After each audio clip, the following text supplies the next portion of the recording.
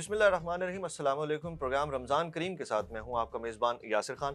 ناظرین، رمضان کا بابرکت مہینہ جاری ہے، اور اس رمضان میں جہاں پر اور معمولات ہوتے ہیں، نماز، روزے کی اہمیت اور تمام چیزیں اپنی جگہ پر ہوتی ہیں، اس کے ساتھ ہی ایک جو اہم جزو ہے روزے کا، وہ تراویح بھی ہے۔ تراویح کی اہمیت، اس کے فضائل اور اس کے حوالے سے احکامات کیا ہیں، اس کے اوپر آج بات کریں گے۔ ہمارے ساتھ موجود ہیں اسلامک اسکالر ہیں، principal Minhaj college of Shariah and Islamic sciences کی پرنسپل ہیں پروفیسر ہما اسماعیل صاحبہ۔ بہت شکریہ ہمیں جوائن کرنے کے لیے۔ پروفیسر صاحبہ، بتائیے گا کہ تراویح کی روزے میں اہمیت کیا ہے اور اس کے فضائل اور اس کے احکامات کیا ہیں؟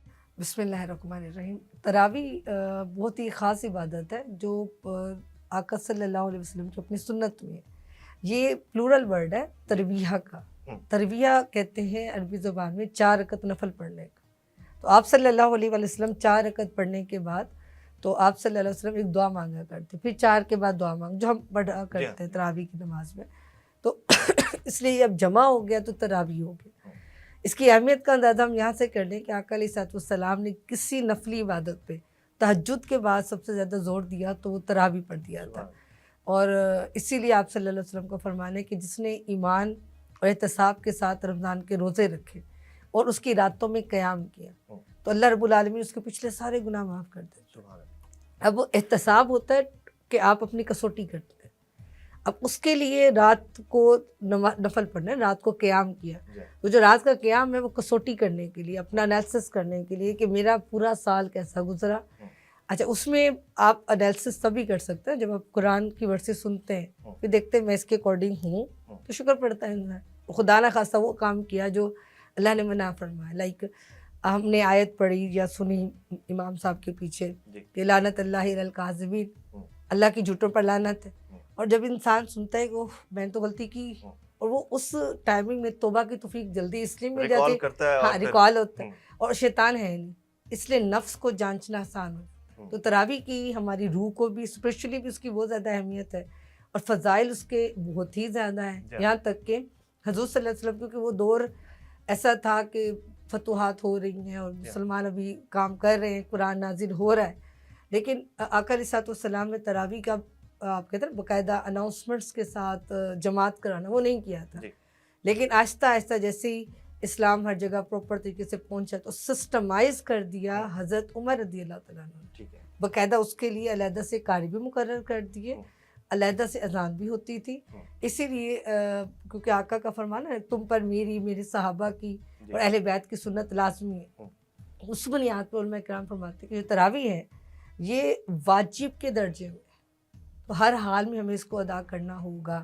ایون کہ کچھ متقین کے درجے پر رہنے والے علماء کرام نے یہاں تک فرمایا، انہوں نے فرمایا کہ اگر آپ تراویح نہیں پڑھتے ہیں تو آپ کا روزہ پورا فروٹفل نہیں ہوگا، پورا فائدہ روزہ تو ہو جائے گا لیکن اس کے جو متقی ہونے کے فوائد ہیں وہ آپ حاصل نہیں کر سکتے، جو ثمرات ہیں، جو اس کا پورا کرائیٹیریا ہے وہ پورا، ہاں وہ مطلب اس کے بینیفٹس نہیں لے پائیں گے، جو رمضان کی اصل چیزیں ہیں، اصل آپ رحمتیں لینے جا رہے ہیں، تقویٰ لینے جا رہے ہیں، وہ نہیں گین ہو پائے گا۔ قرآن کے حوالے سے مطلب آپ ریفریش ہوتے ہیں، تراویح جو ہے وہ آپ کو ایک وہ موقع فراہم کرتی ہے۔ اور اگر فزیکلی بھی دیکھیں نا، آپ نے افطار کیا، اب آپ کے پاس ایکسرسائز کا ٹائم نہیں ہے، رات کا ٹائم ہے، آپ ایکسرسائز کی طرف جا نہیں سکتے، اگر فزیکلی دیکھیں تو اتنی خوبصورت سی، کہنا نہیں چاہیے نماز کو ایکسرسائز، لیکن اللہ نے رکھا ہے اس کو ہماری فزیک کے لیے رکھا ہے، تو وہ انتہائی اچھے طریقے سے خود بخود ڈائجیشن کی طرف چلے جاتے ہیں۔ اس کے بعد آپ نے سونا ہے، پھر سحری میں اٹھ کے ناشتہ کرنا ہے، سحری کرنی ہے، تو خود بخود آپ سسٹم میں آ جاتے ہیں۔ ایون کہ آپ وضو کریں تو اس سے بھی اگر آپ تھوڑا سا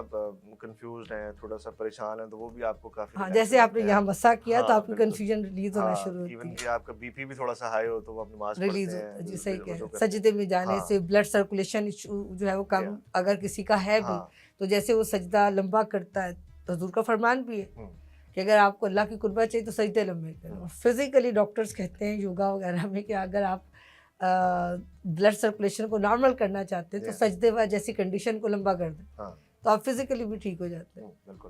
اچھا، اس میں احکامات کیا ہیں مطلب خواتین کے حوالے سے بالخصوص، وہ کیونکہ گھر میں کام کر رہی ہوتی ہیں اور وہ ریسٹ کا ٹائم بھی نہیں ملتا، اور وہ لوگ جو مطلب اتنا لمبا قیام نہیں کر سکتے، ان کے لیے کیا احکامات؟ دیکھیں، تراویح کی 2 طرح کے احکامات، اگر ٹائم ہے تو میں ڈسکس کرنا چاہوں گی۔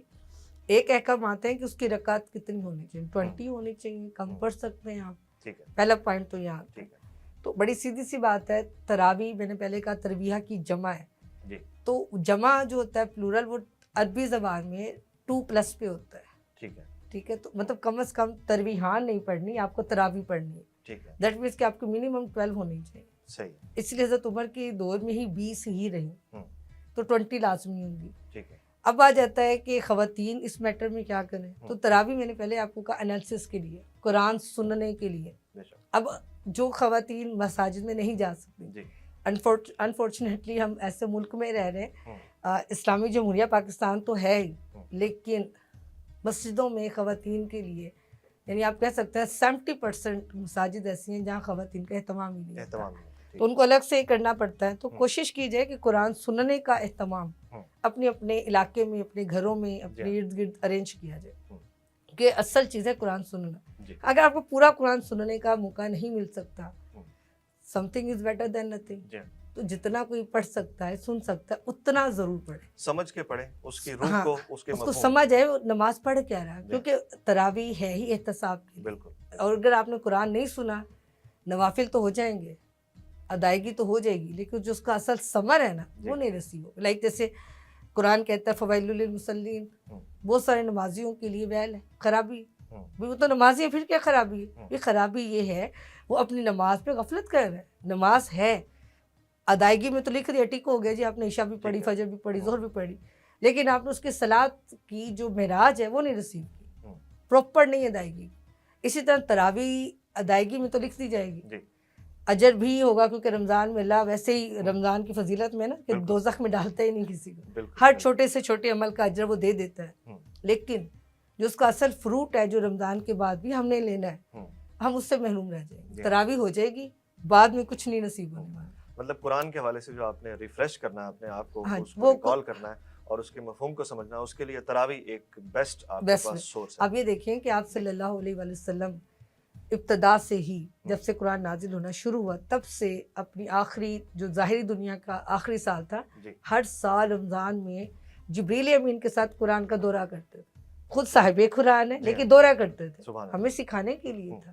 ورنہ آقا علیہ الصلوۃ والسلام کو تو قرآن پڑھنے کی ضرورت نہیں تھی، لیکن پھر بھی کرتے تھے تاکہ ہمیں سنت بھی مل جائے اور پتہ چلے کہ آقا علیہ الصلوۃ والسلام جیسی ہستی کر سکتے ہیں تو ہم اسکالر ہیں، ہم عالم ہیں، ہم جو بھی ہیں، حضور کر سکتے تو ہم کیوں نہیں، اور ہمیں کرنا چاہیے. بہت بہت شکریہ، بہت شکریہ. تراویح کے حوالے سے جی بات کی ہم نے، اور کل آپ کی خدمت میں ایک نئے عنوان کے ساتھ، نئے ٹاپک کے ساتھ حاضر ہوں گے. اجازت دیجیے، اللہ حافظ.